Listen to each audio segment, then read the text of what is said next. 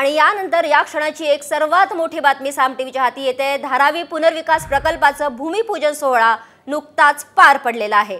DRPPL ने गुपचूप भूमिपूजन उरकून टाकल्याचं कळतंय। ठाकरे गटानं धारावी पुनर्विकास प्रकल्पाला विरोध केला होता, मात्र या धारावी पुनर्विकास प्रकल्पाचं भूमिपूजन झाल्याची माहिती सध्या कळते। या क्षणाची सर्वात मोठी बातमी साम टीव्हीवर आपण बघताय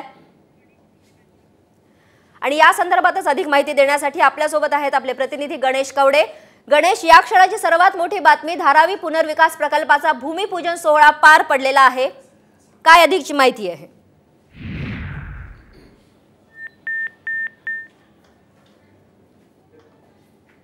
होता आणि त्यामुळे धारावी प्रकल्प ची जी आहे त्यांनी स्वतःच आहे तो प्रकल्पाचं उद्घाटन आहे ते भूमिपूजन केलेलं पाहायला मिळते। कारण की ज्या पद्धतीने हा सगळा प्रकल्पाला आहे ते काँग्रेस आणि उद्धव ठाकरे यांचा विरोध होता आणि हाच विरोधामुळे कुठेतरी धारावी पुनर्वसन प्रकल्प होऊ नये अशीच एकच भूमिका आहे ती काँग्रेसची पाहायला मिळते। आणि आता मात्र हा जो प्रकल्पाचं भूमिपूजन आहे ते गपचूप आहे ते करण्यात आलेलं आहे।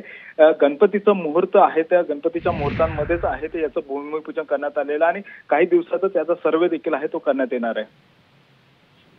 धन्यवाद गणेश या माहितीसाठी। तर धारावी पुनर्विकास प्रकल्पाचं गुपचूप भूमिपूजन झालेलं आहे आणि याच्यानंतर आता विरोधक